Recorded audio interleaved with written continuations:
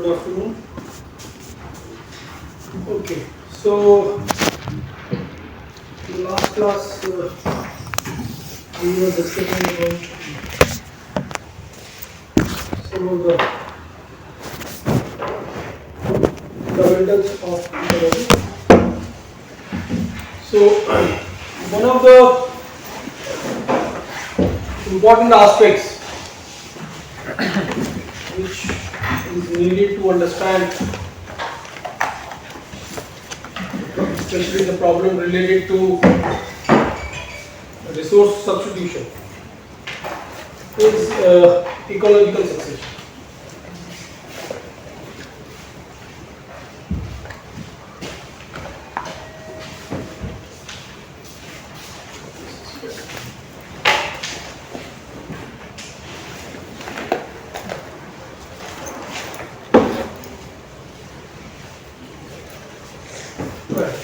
So, this can be understood with two examples. Normally, we have different type of successions, but we normally focus on primary and secondary. Two different types of succession. But just understand what is succession, why we are discussing this. So the first example is that you have a rock or rocky strata which was not exposed. Now all of a sudden it get exposed to the environment. Okay? When I say that it is first time it is getting exposed, that means it does not have soil, right? Which can habitat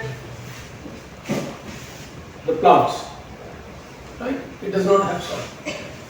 But slowly, what we see that this virgin rock, now it has, you will find that there is a growth of lichens.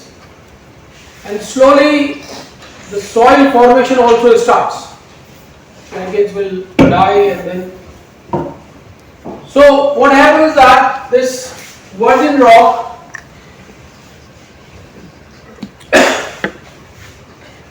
you will find some kind of. So earlier it was without. Earlier this was without.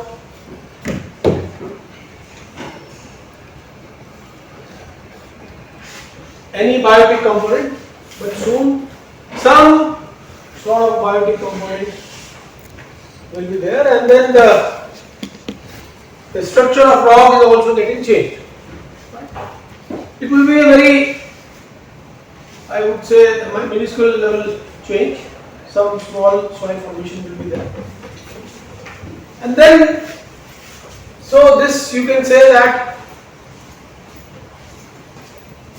This is a pioneer stage, and slowly you will find that there will be further change.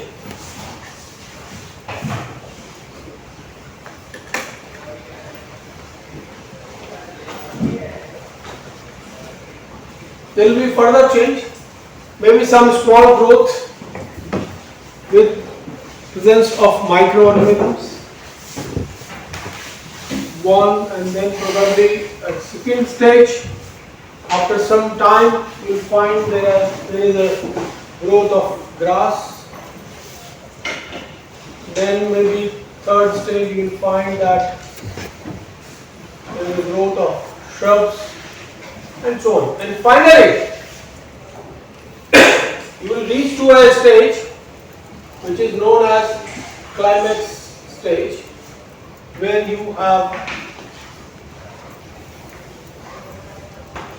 witness a very complex, diverse community. So, for example, you can say that there is a forest. So, this is an example of primary succession. So what happens that there is a change in the composition of community in any habitat, be it lithosphere, related to lithosphere, hydrosphere. So this change is called ecological succession. And what we witness that we start from a very primary stage, very pioneer stage, or very primary stage, which is known as pioneer stage, where if you look at the numbers or diversity of the species is very small. What does it mean? It means that there are a few species, biotic species, will thrive on this rocky strata. But then there is a change, there is a transformation takes place, transformation of matter and energy. So abiotic factor also changes and biotic composition or biotic community also changes. So what you see, there is a progressive growth of number of species. You also see there is a change in the abiotic components, and mostly it is in the composition. So what is happening? So rocky structure, so there will be more and more soil, more and more nutrients will be there. Instead of rock, there will be these nutrients will be in the soil, and then these nutrients will be moving to biotic species. Remember, everything is constant, right? So this is an example of primary succession, where from zero to, there is a journey of zero to climax. Initially there was nothing. Okay. Another example, which is known as secondary succession, and this can be seen anywhere.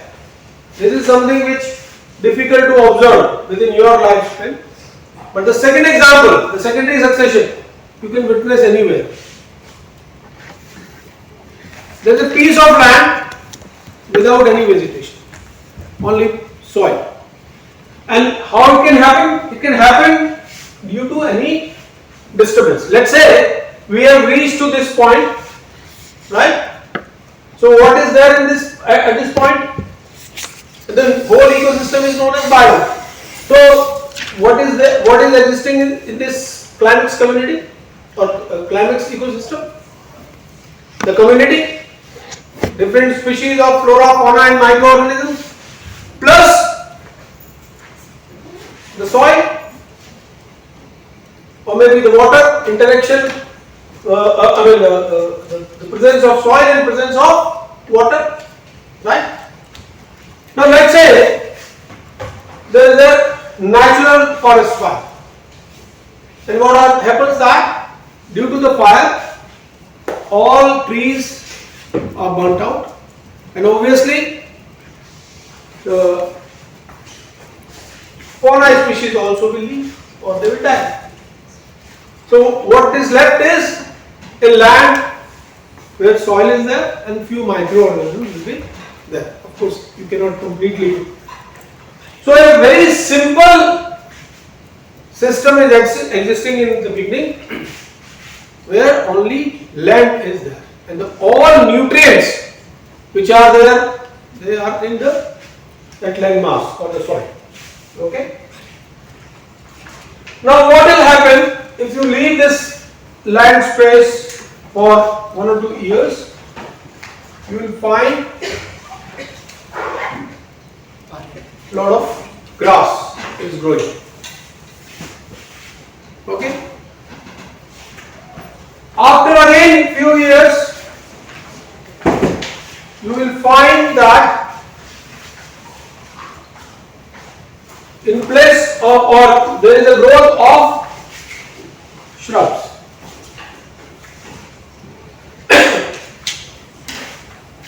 If you look at the soil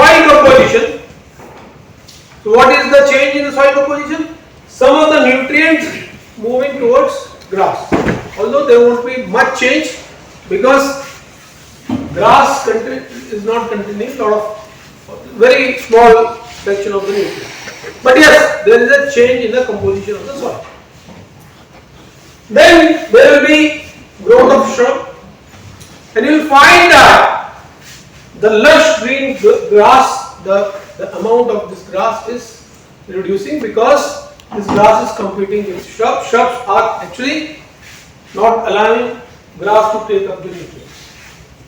But now, if you look at the composition of the soil, there is a greater change in the composition of the soil because shrubs have the biomass, the mass of shrubs is much higher than the grass. They contain a lot of nutrients. Earlier, in the first stage, all the nutrients were there within the soil. Another change. Now, when this soil is without grass and shrub, if it is exposed to any atmospheric event like heavy rain, what will happen? The soil will lose the nutrients. Degradation of the soil, land. This phenomena is somewhat checked when the grass is there. When the shrub is there, there will be further reduction in this phenomena. Then there will be larger species of shrubs, and finally there will be a dense forest. Okay, depending on the geology, what kind of forest will be there, it depends. But there will be a forest. Okay.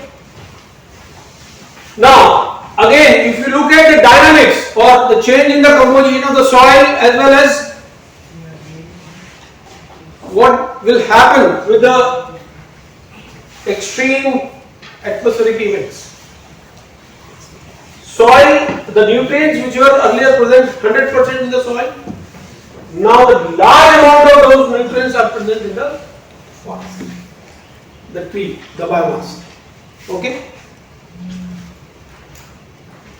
This existence of the forest will be affecting the shrub and greatly affecting the growth of the grass because the canopy of the trees, they will be providing shade to the grass. And that you see, it's quite common. Even in your hostel you can observe. Wherever you have large canopy tree, the growth of the grass is not there. Right? So this is known as secondary succession. Why we are calling it secondary succession? Because there was a climax community existing before. Due to some extreme event, it came to a certain stage where diversity of this community is lost. But then nature, and this is a natural phenomenon, it happens. So it proves two things. One, you remember we mentioned in an ecosystem there is a continuous interaction between biotic and abiotic components. Two, we also mentioned that there is a continuous transformation of matter and energy, and that we can see, right? So if we do the material balance from pioneer stage to the climax stage, what you will find that more nutrients are now standing there within the forest or the biomass rather than the soil. Okay. So this phenomena is known as ecological succession. So this is a journey from pioneer stage to climax stage. Now I am not interested much in pioneer stage. I am interested in the climax stage. So climax stage is characterized by few things. Number one, it is stable. 2, it is resilient. 3, it is diverse. And 4th, it's complex. So these two things are important for us. They are actually the result of these two properties. So what you see in the forest? Multiple species of producers, consumers and microorganisms. And the resulting of this multiple existence of the multiple species is a multitude interaction. So it's a very complex web. So these are some kind of species, they have very complex interaction web. And it's very difficult to identify which species is interacting with, let's say species A, there are, let's say, if you go alphabetically, there are, let's say, 100 species. So it is very difficult to identify species number 1 is interacting with other 99 species in what manner. Whether directly they are interacting, whether they are interacting indirectly, and also we really do not know how these species are interacting with the abiotic factors. Again, directly or indirectly. Very good example is nitrogen fixation. So a particular species or few bacterium, they are responsible for this fixation. So all other species are unable to interact with, let's say, atmosphere for nitrogen fixation. They have to come through pipe. So this climax community is characterized by diversity, right? This diversity is leading to complexity because more species, more complex interaction. Okay. And then because of this diversity and complexity, ecologists claim that this ecosystem is stable. What does stability mean? Stability means if there are certain events, certain type of disturbances, right? Then this community would like to come back to the original position. So just like a spring ball, so you disturb it tries to come back to the original position. And that is known as stability. And the rate at which it comes back to the original position known as resilience. Right? So ecologists claim that due to this diversity and complexity, ecosystem becomes stable and resilient. Okay. Now before we discuss more on that, there are certain contradictions when I say that. So one of the major contradiction is I am saying that we are moving from pioneer stage to climax stage, and climax stage is characterized by stability. But I started my discussion by saying that there is a continuous change in ecosystem. Nothing is static.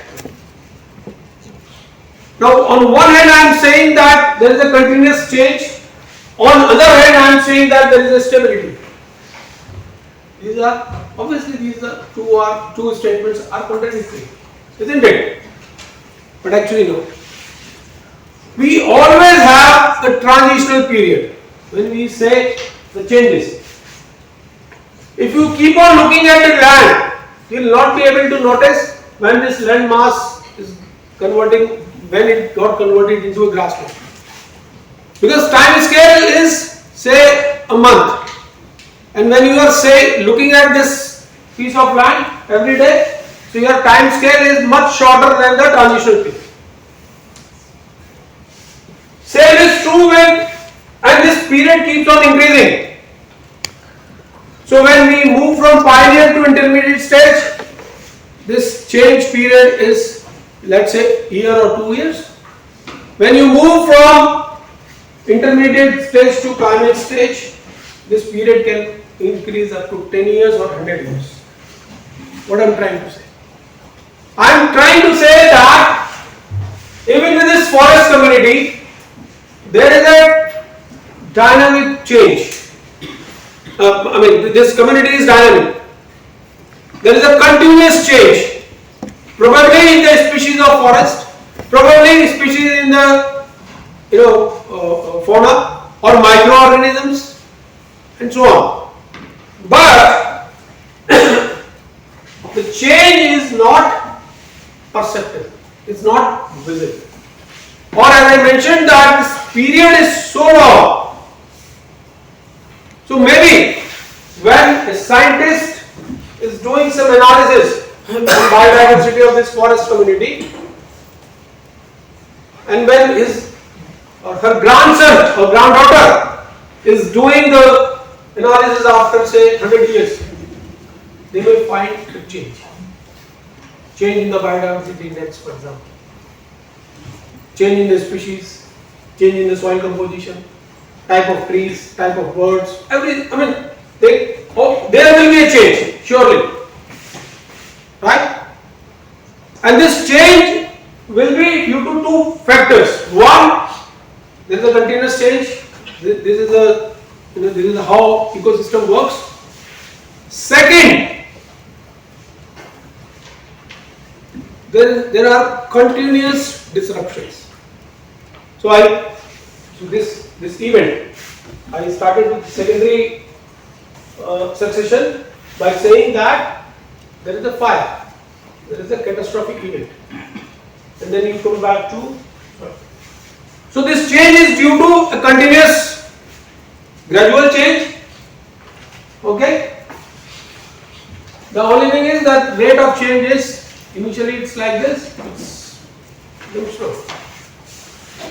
And sometimes what happens that there is a disruption here, and this ecosystem comes back to this position, and then it reaches to this position.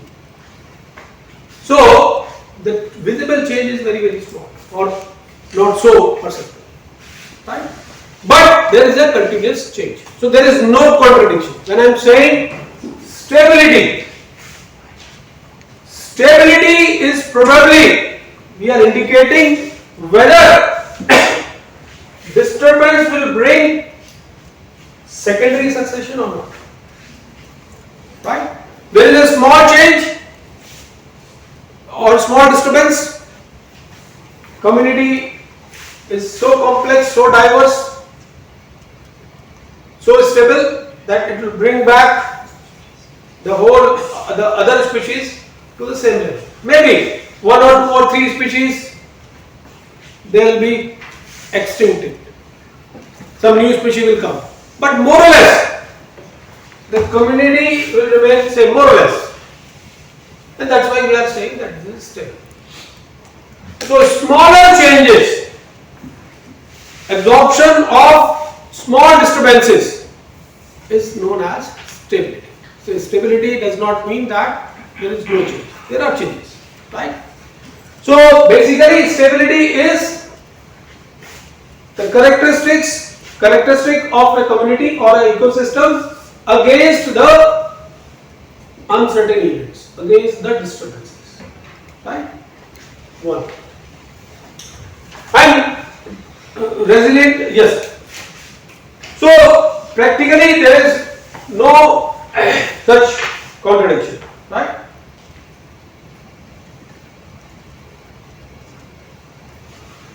Right. Now there are certain examples where you find that, or there is one school of ecologists which they have the counter argument, and they say that diversity and complexity does not mean that it always leads to stability or resilience. Number one. Number two, they also give examples where the ecosystem is not so complex, not so diverse, but it is stable. Right? Example, so the first argument given by them is on the basis of rippling effect theory. What they say? They say that more is the complexity, higher will be the ripple effect. So if one species gets disturbed, then all species will get disturbed because of ripple effect, more complexity. Like the example which I gave in the last class, the medicine given to cattle is leading to the extinction of vultures. You know how things dots are connected. So this is their argument. Example they give is the example of desert, example of Arctic tundra, and they say that these are the ecosystem having very low diversity. In desert system you have very small number of flora fauna species. Isn't it? Similarly, the conditions in tundra and Arctic like this. So they say that these systems, these ecosystems are not diverse and complex, but then still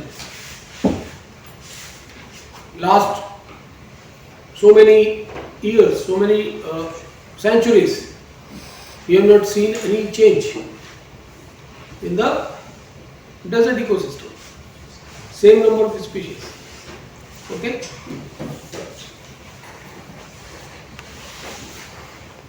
So what does it mean? Is there any contradiction between our earlier statement and these examples? Ecologists suggest that no, there is no contradiction. Because we really don't understand. So when I started with the pioneer stage, in the first example, primary succession, with the rock, so just take the example of sand. Sand is just like that, there is no soil. So probably in this ecosystem, transition period is very long, number one. Number two, such a inert kind of abiotic conditions, whether we talk about the sand dunes, whether we talk about the tundra, very inhabitable, I would say very adverse conditions to sustain biotic species. Still this ecosystem have. So the complexity, when we say complex system, it has lot of meanings. Complexity does not mean only the number of species. It can be the complexity in the functioning of those species. For example, if you look at the cactus, it's primarily different than other plant species, isn't it? Leaves have converted into thrones. The skin of the stem is completely different.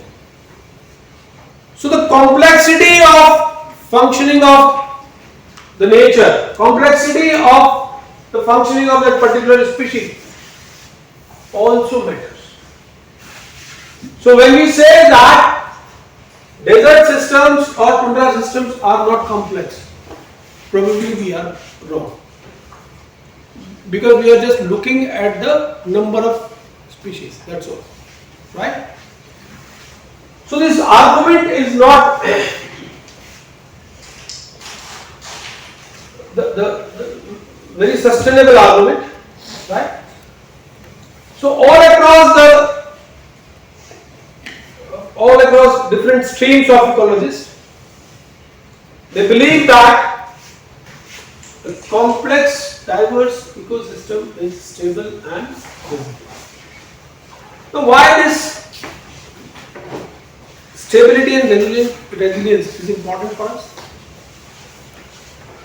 Because even if we look at from the point of view of neoclassical economics, we are dependent on nature for the resources, isn't it? Input is coming from nature. Nature means this ecosystem. Now, if the system is unstable, it becomes unstable.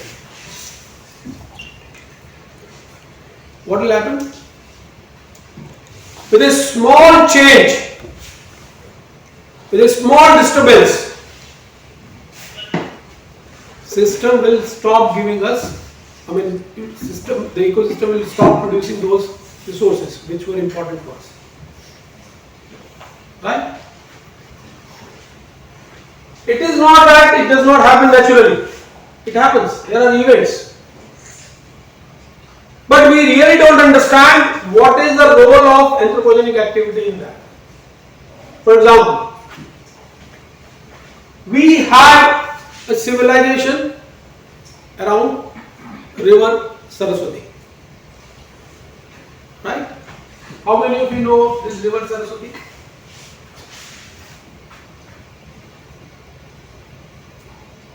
How many of you know river Saraswati?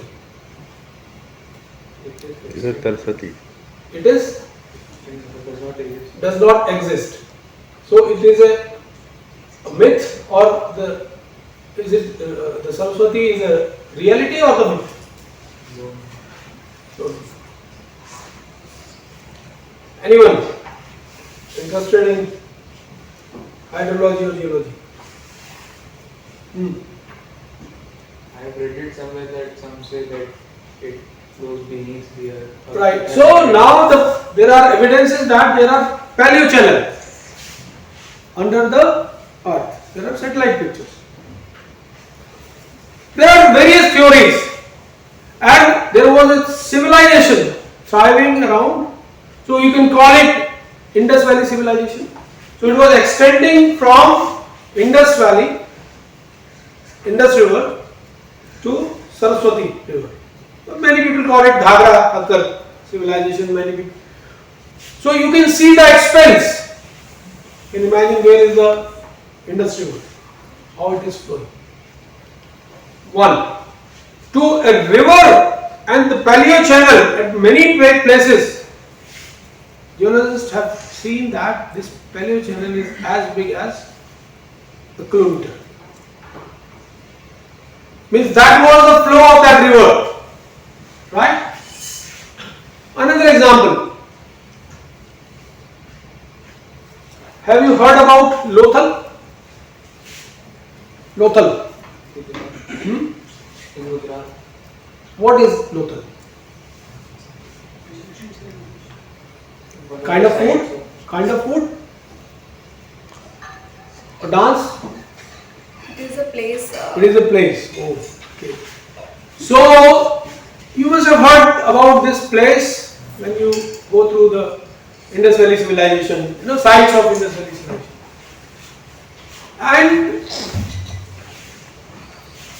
some of the historians they claimed that it was a port.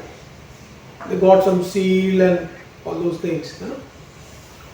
So they claimed that it was a port.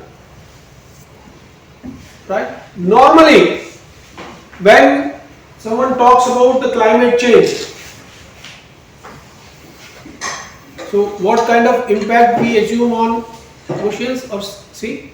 Normally we say that because of climate change, so glaciers will be melting, there will be more water flowing to sea level will be rising. Okay, so this is about the Lothal. Have you heard about Dwarika? Now there are some evidences, I do not know, but there are some evidences which say that the current Dwarika city is above that. So the ancient Dwarika city was, so it is now submerged in the sea. Now look at these two different points. Dwarika, they are saying that it is submerged,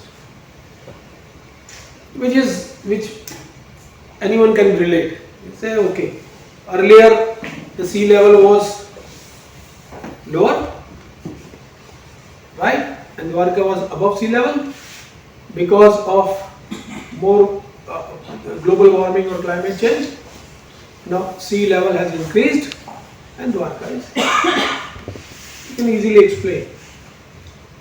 But if Dwarika is submerged, how can you explain Lothal as a port? So historians, many of the historians, they said that Lothal was not a port. I was just going through a paper few years back. National Institute of Oceanography. They found certain evidences and they proved that this Arabian Sea, they did some studies on Arabian Sea. So I am just talking about Arabian Sea. I do not know about the Bengal or other places. And they claimed that, they proved that, they found evidences saying that sea level was not only going up, at times they found sea level was below than the today's sea level. And it is a kind of cyclic process. It is not a continuous event. It's very difficult, very uncertain. Nobody knows what happened. So with this theory of NIO, you can say that there is a possibility that Dwarika was also existing and Lothal port was also existing.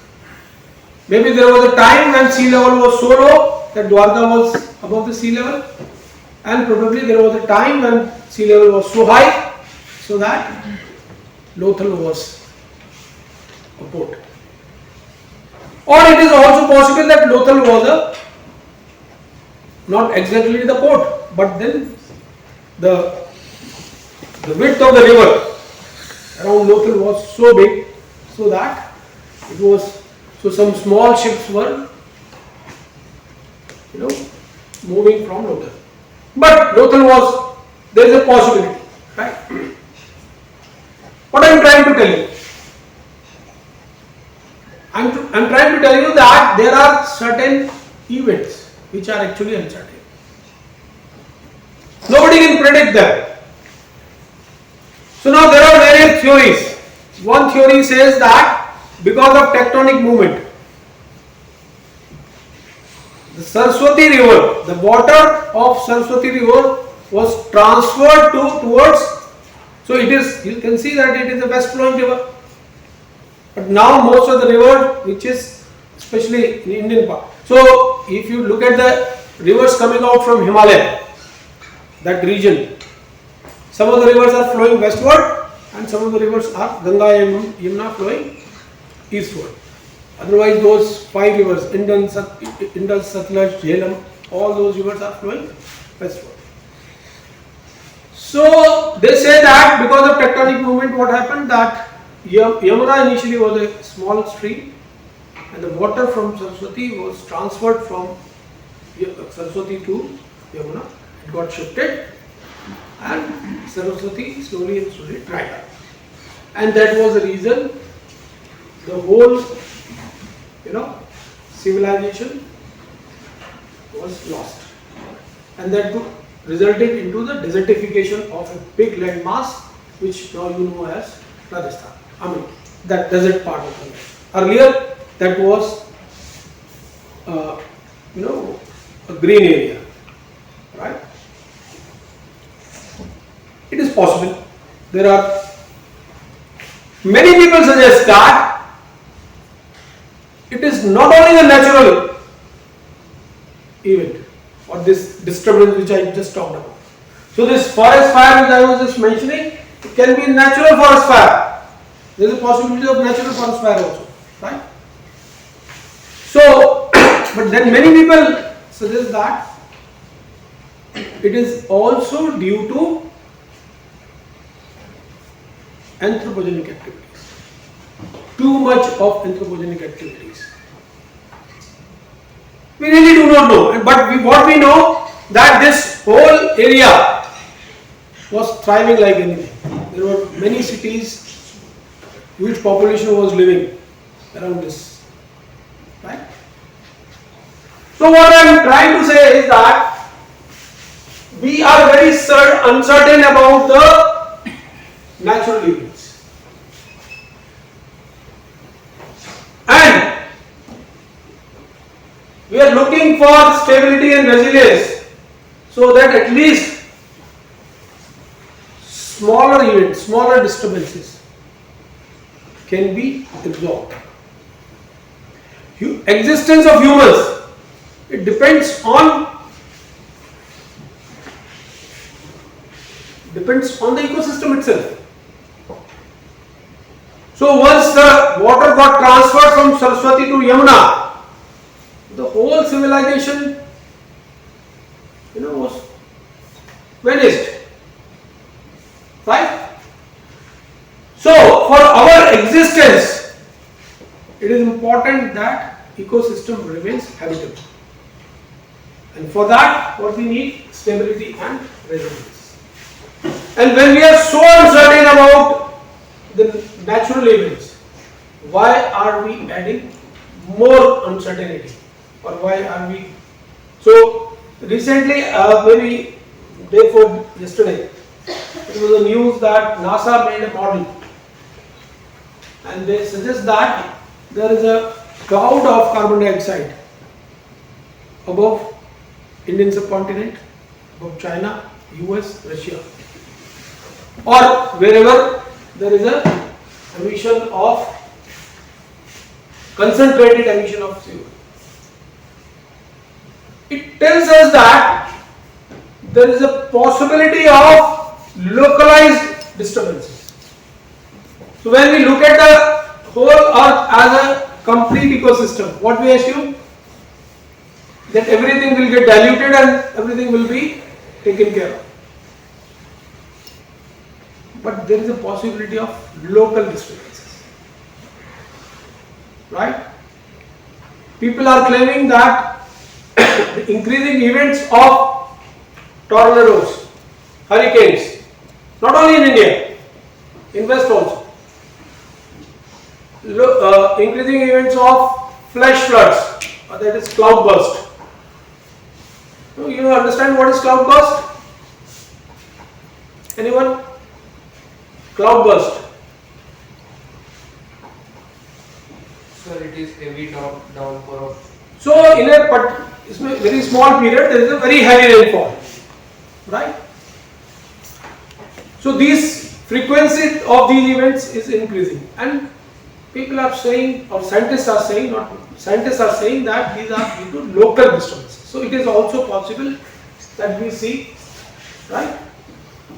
So this inability to predict the impact of human activities, concerned about the uncertainty of the environmental problems, our limited understanding of ecological function is one of the reasons that why should we bother about stability, resilience of the ecosystem. Okay, So for two reasons. One, if this ecosystem is disturbed, biodiversity will be lost, it will be making impact, because we really do not know if a species, see what we said in the beginning, the neoclassical economists, they don't bother about species XYZ until unless it is useful for them in their production system. So they are concerned about ABC, they don't have any concern about XYZ. But they do not know if XYZ are extinct or they are disturbed, what kind of impact these XYZ will be having on ABC. Right? 1, 2, for our existence also we need this system to remain stable. So what we can summarize with ecological succession, biosphere go through developmental stages leading to a mature ecosystem that supports a large diversity of species with a web of interrelationships. These relationships make ecosystem quite resilient to the changes in the physical environment, and through diversity of relationships, ecosystem maintains stability. Okay? Right. Okay. Now we come to the second important aspect of ecology, that is assimilative capacity of waste. Nature. Anything in this ecological succession? Diversity? Anyone? Okay. So what is second law? Again, I am coming back to second law. There has to be some waste, isn't it? So without sink, heat engine cannot exist. We focus only on source, right?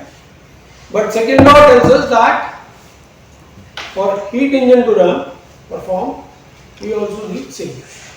It has direct meaning that there has to be some waste energy. You cannot convert 100% transform energy from one form to another form with 100% efficiency. Some energy. Okay. So what we know is this as a waste energy or residual energy rather. The better term is residual energy, which cannot be used in, and this is a low entropic energy, right? So it has got direct implication on any economic activity. That any economic activity where material transformation takes place, there is a residual byproduct. So if any economic activity is considered where inputs are there, outputs can be classified as product and residual products. I am using this residual products intentionally because there is no term like waste in nature, right? Actually, these residual products in our term we call them waste products, or we also know them as pollution, right? So one very basic fundamental, any economic activity will create pollution, right? This can be taken as a thumb rule, equivalent to second law of thermodynamics. Now this residual product, now come to first law. What is first law? Conservation of mass and energy. So it is conserved, that means this plus this. If you look at the mass, this plus this is equal to this. So if this product is going somewhere, let's say we are consuming it, then this pollution also, it's a mass. It has got mass, it has got volume. It also needs some place, right? So it will go somewhere in the environment. Maybe lithosphere, maybe hydrosphere, maybe atmosphere. It goes to atmosphere, it is air pollution. It goes to hydrosphere, is it water pollution. Goes to land pollution, soil pollution, or maybe solid waste. Right? Okay. This is the second thing. First, residual product is must, the pollution is inevitable. Two, pollution has to go in any medium, any three medium of the environment. Okay. Third, nature, as I mentioned in the beginning, nature takes all these residual products as a feed. Right? Feed means there is some organism who is going to take up this residual product. Let's take one example.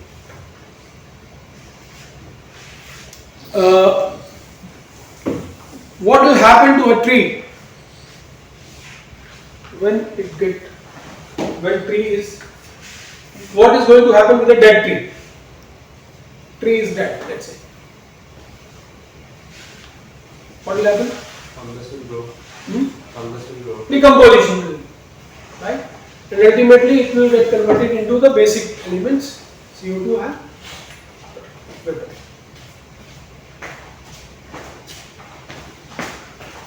Let's take this tree to a different route. Let's cut a tree. Now it is dead. If you have a log of the tree, it is dead, isn't it? We convert this tree into paper. So if you look at the composition of a tree, the carbohydrate of the tree can be classified into cellulose, lignin and hemicellulose, major components. Let's say all these three components equal to, or some small minerals, let's forget about them. Let's say that 100% of tree is comprising of cellulose, lignin and hemicellulose. And what is paper? Paper is a sheet of cellulose. So what we do in paper making? We remove this lignin with some chemical processing, remove the lignin and convert the cellulose into. Now when tree got dead and the first root, there also lignin was existing in the tree, dead tree, cellulose was existing and hemicellulose was existing. Microorganisms were working on that and converting cellulose, lignin and hemicellulose into the basic elements. So it's very simple. While paper making, we will take cellulose out in form of paper, lignin and some few, let's say lignin will go to the lignin is a residual product. So how do we extract lignin? With the help of some chemicals, let's say caustic. Okay, so this lignin get dissolved in this caustic solution and it will go, it is a residual product, we don't need it, and it will go to the, so this is the water pollution, liquid effluent. It is there in form of water pollution. Okay. But nature has understanding about lignin. There is something in nature. But see, there are two different things. Earlier, when the dead tree was getting decomposed, it was a soil environment. Number one. Number two, or other three challenges. 1, 2. It was existing with cellulose and lignin. There were no inorganic species present with the lignin. But now there is a new. This is not lignin, pure lignin. What is it? What it is? It is soda lignin. It is a complex. It is forming with sodium. Right? 3. The concentration, or rather the time. So, when a tree is getting decomposed in nature, we really do not know how much time it is taking. Maybe a year, maybe 2 years, maybe 3 years. Maybe the whole tree is not getting converted into CO2 and H2O. Theory of fossil fuel. Maybe some of the tree is converted into fossil fuel. We really do not know. But that possibility is not there with this effluent. That has to be treated by the river, the water stream, which may not be the appropriate decomposer, the right environment for the degradation of the lignin which is coming to this. Right? So, the third thing which I was mentioning, that nature does not consider anything as a waste, it takes everything as a feed. So, there is a cycle: feed, residual, feed, residual, feed, residual. It goes like this. So, if it is so, then pollution should not pose any problem. But as I just mentioned that there are multiple issues because of which there is a problem. So natural environment has a decomposer population, but first, in which medium? Suitable decomposer is available in which medium? 2. Whether that decomposer is getting the adequate time or not. Right? If microorganism gets the adequate time, they transform this waste material into the basic elements, so the harmless materials, and return it as a nutrient to the ecosystem. So this property of nature, this characteristics of the nature is known as assimilative capacity of the nature. What do you call it? Assimilative capacity.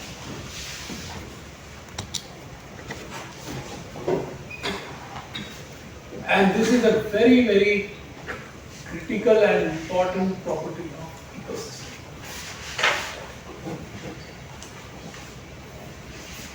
Why? Because it has got 3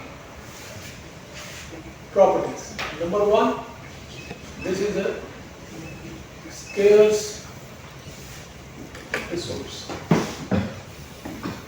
This is not unlimited. There is a scarcity of assimilative capacity. 2, it depends on 3 factors. Number 1, flexibility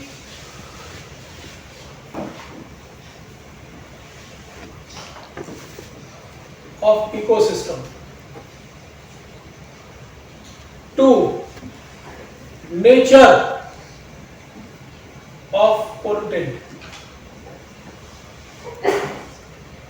3, rate at which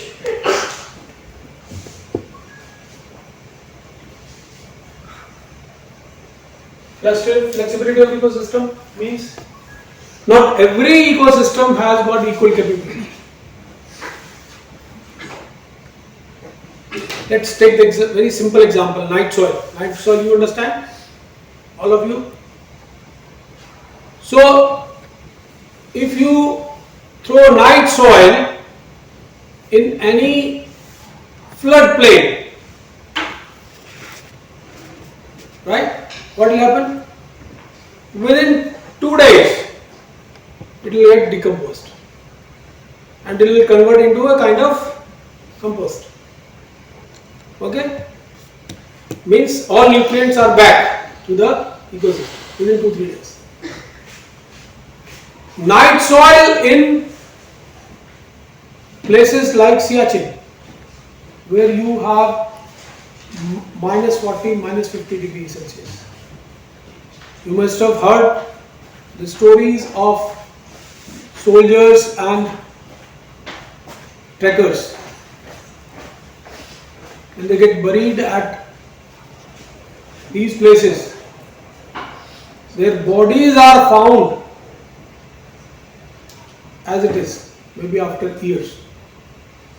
No decomposition. And if you leave a body in a gangetic plain, what will happen? Just for example, any grave you can see. Right?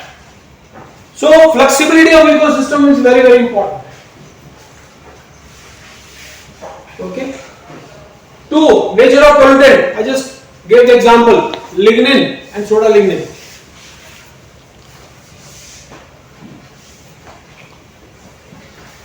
With newer innovations, new materials coming up. So what we actually do in chemistry and biotechnology and chemical engineering lab nowadays, and materials also, trying to find new and new materials. And what is our objective? It has to be cheap. It should have several functional properties. Right? Whatever functions we need, it should have all those functions. It should be time consuming. Longevity should be more. Isn't it? What else? Time consuming. Time consuming in the synthesis. Then? Maybe which products you made, whenever your product made. So longevity you mean. Right. So with newer synthesis, what you are getting is residual is also a new product, which is not known to nature probably, or which is known to very few selective microorganisms. Not the whole diverse population can eat that. So nature of pollutant. Third, rate of discharge. Nature works at certain rate, right? So if this rate is very high, so we can discuss all this with a mathematical relationship. So basically, if you talk about the waste, amount of waste generation from any economic activity, it is a function of rate of economic activity, X, more is the activity. Let's say you are producing paper, so more paper you are producing, more pollution you will be generating. 2, it is a factor of a particular technology. It depends on technology also, right? So if you fix the technology, for a given technology, if you make this function, so this will be a W is a function of X only, right? What does it mean? There is no economic activity, there is no pollution. Simple. If you plot this with X and W, this is like this.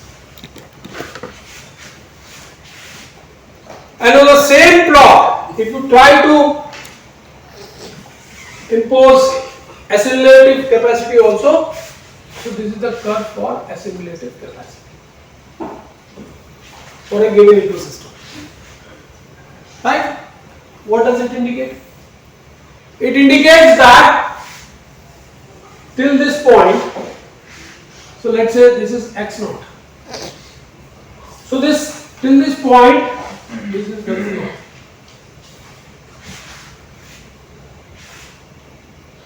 There is no concern at all. Whatever, so with this economic activity, this amount of waste will be generated, which is less than the assimilative capacity. That means nature will take care of that waste and convert into there is no problem as such, right? So when we say that assimilative capacity is a scarce resource, what we are saying for a given ecosystem, this is the maximum assimilative capacity. We cannot change this to this point. No, this will remain this. However, with technology, with the new technology, what we can do?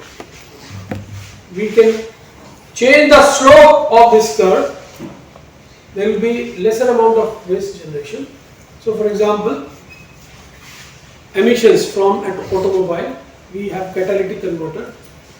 So, with that catalytic converter, we could reduce the emissions.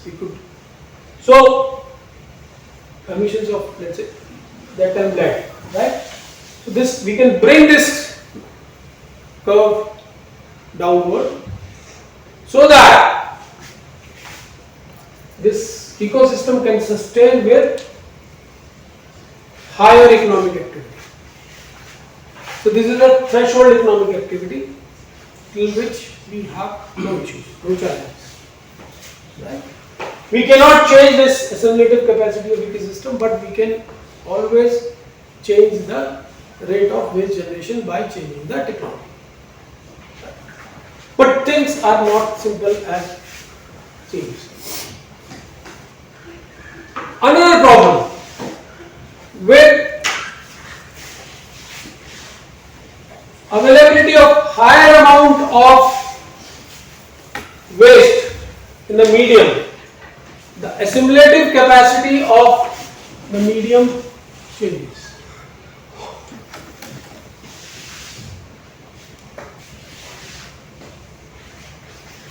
So, when this waste crosses this W naught limit, the assimilative capacity of nature does not remain at this level.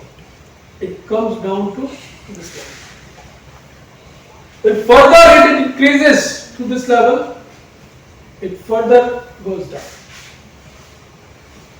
You keep on discharging more and more, assimilative capacity keep on decreasing. And we reach to a situation where this waste assimilative capacity is almost zero.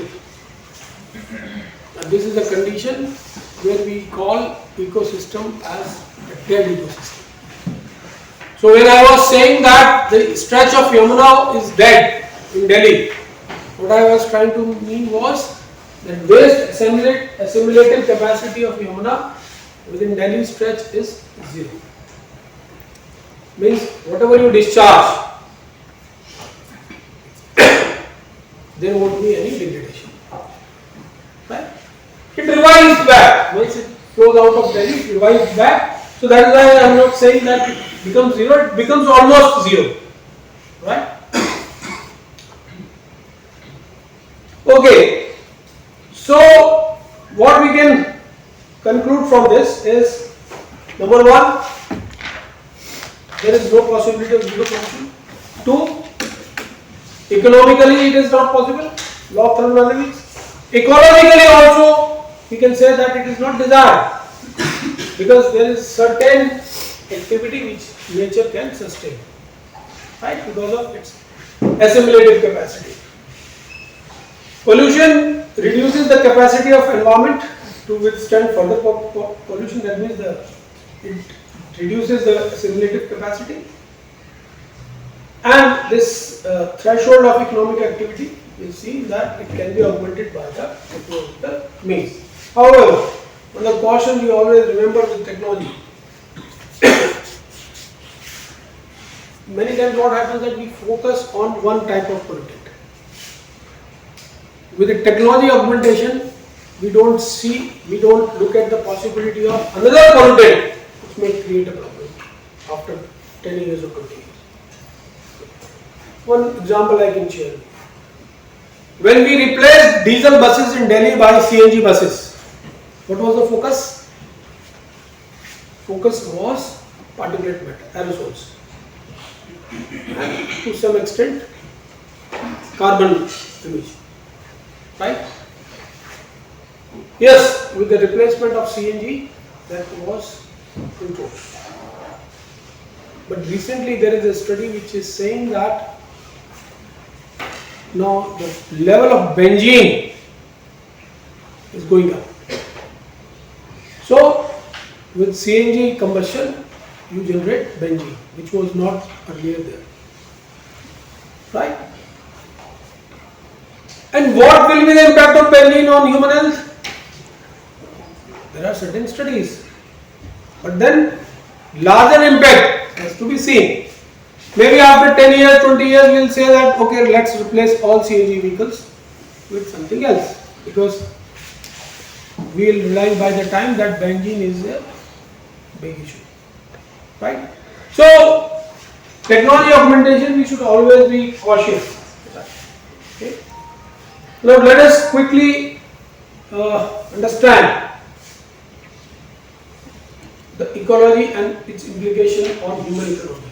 So when we say human economy, remember that flow. Okay. So what we assume when we look at the economy from neoclassical economic viewpoint. So what happens? There is a resource coming in, economic activity getting converted into goods and services, then it is going to market. So the whole system has no indication or no mention of nature. Nowhere this economic function is coming up with constraint. There is no constraint, right? So that means the economic structure is open in nature. If you consider economy as a thermodynamic system, it is open in nature. Open with respect to matter, open with respect to energy. While if you look at the ecological perspective, we already mentioned that it is a closed system with respect to matter, right? This is first contradiction. Second contradiction. There we were talking about unlimited possibility of factor substitution. If you are, if resource A is gone, let's consume B. B is gone, let's consume C. But things are not so simple. Because A, B, C they all are linked. We just have seen the theory of ecological succession. They are part of a very complex ecological system where a small disturbance can lead to a lot of implications. So this concept of unlimited substitution possibility is a problem. Okay, we'll continue in the next class. Thank you.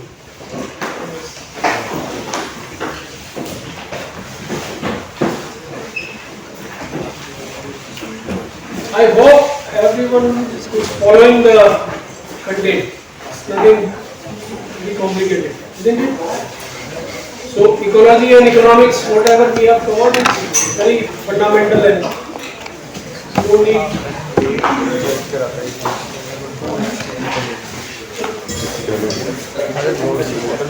Sir यार note बनाएंगे दो तीन note तो समझ में नहीं आना जैसे मैंने लेट सबमिट करा मतलब सर उनको बोला कि नोट मैं खुद बोल दूँगा नोट टाइटल हाँ एक की है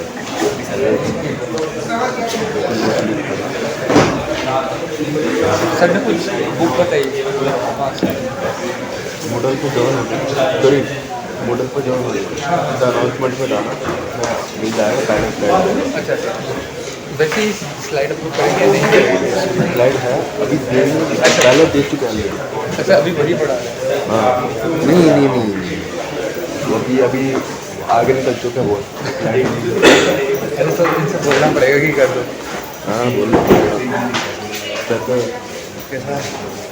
इनको रुको यार, इनको बोला स्लाइड रिलीज कर, स्लाइड रिलीज करा, स्लाइड है इनको अरे ये तो हो ना इसे। हाँ हाँ बात करना तो उसी में जा रहा हूँ।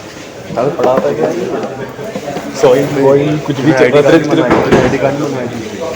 दूसरा आईडी कार्ड बनाना है, पहले वाला ही मतलब ये में नहीं जाएगा तू क्या ये में नहीं जाएगा, ये नहीं चलेगा। इसमें वो है ना चोरी चिंती देखते हैं, पीछे देख रहे हैं कि क्या एक्सपायरी डेट है, ये हो चुकी है, इसलिए मैं तो अभी बात करने जा रहा हूँ। वो 5 मिनट पैसे लगेंगे, पैसे लगेंगे मेरे को बता दिए तो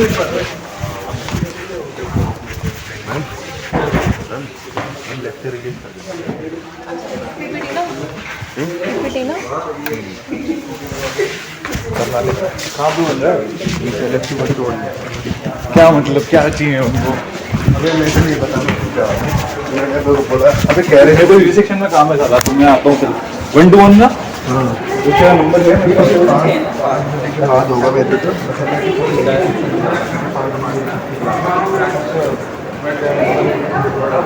नई सिम ले ली ना यार।